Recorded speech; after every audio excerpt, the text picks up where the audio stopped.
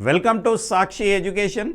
ఈయన జీవితంలో అన్ని ఊహించని విధంగా ఎన్నో కష్టాలను ఎదుర్కొన్నాడు. ఒకవైపు నాన్న మరణం, సరిగ్గా సివిల్స్ ఇంటర్వ్యూ సమయంలోనే తల్లి ప్రాణాలు కోల్పోయింది.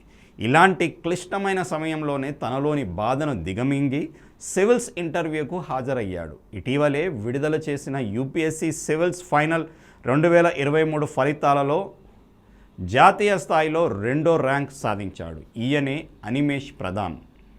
కేవలం 24 ఏళ్ల వయసులోనే ఈ ఘనత సాధించి రికార్డు క్రియేట్ చేశాడు. ఈ నేపథ్యంలో సివిల్స్ 2వ ranker Animesh Pradhan success story మీకోసం. ఒడిశాలోని అనుగుల్ జిల్లాలోని తాల్చేర్కు చెందిన వారు కేంద్రీయ విద్యాలయంలో చదువుకున్నారు.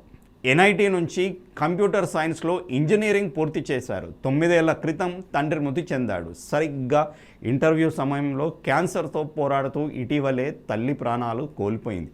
అంతటి విషాదకరమైన పరిస్థితుల్లోనూ బాధను దిగమింగి లక్ష్య సాధన దిశగా ముందుకు సాగాడు. యూపీఎస్సీ సివిల్స్ 2023 పరీక్షలో మొదటి ప్రయత్నంలోనే దేశంలోనే 2వ స్థానంలో నిలిచాడు. యూపీఎస్సీ సివిల్స్ ఫలితం విషయంలో చాలా సంతృప్తిగా ఉందని అనిమేష్ ప్రధాన్ అన్నారు.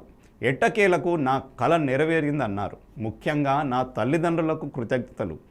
గత నెలలో సివిల్ సర్వీసెస్ పరీక్షకు ఇంటర్వ్యూ జరుగుతున్నప్పుడు మా అమ్మను కోల్పోయాను. 2015లో నాన్న మృతి చెందారు. అప్పుడు నేను 11వ తరగతి చదువుతున్నాను. వారి లేని లోటు పూడ్చలేనిదని చెప్పారు. ప్రస్తుతం ఢిల్లీలోని ఇండియన్ ఆయిల్ కార్పొరేషన్ రిఫైనరీస్ విభాగంలో ఉద్యోగం చేస్తున్నాను.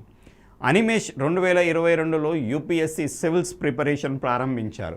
అలాగే సివిల్స్లో సోషియాలజీని ఆప్షనల్గా ఎంచుకున్నారు. ప్రతిరోజు 6 గంటల పాటు సివిల్స్ ప్రిపరేషన్కు చదివేవారు. యూపీఎస్సీ సివిల్స్కు ఎలాంటి కోచింగ్ తీసుకోలేదు. అనిమేష్ ప్రధాన్ ఐఏఎస్కు తొలి ప్రాధాన్యత ఇస్తానన్నారు. అలాగే సొంత రాష్ట్రమైన ఒడిశా క్యాడర్ ఆశిస్తున్నట్లు అనిమేష్ చెప్పారు. నా రాష్ట్ర ప్రజలకు, అలాగే ముఖ్యంగా అట్టడుగు వర్గాలు, వెనుకబడిన ప్రాంతాల వారి అభ్యున్నతి కోసం పనిచేయాలనుకుంటున్నా అని తెలిపారు. నేటి తరం యువతకు అనిమేష్ పోరాట తత్వం జీవితంలో చాలా స్ఫూర్తినిస్తుంది.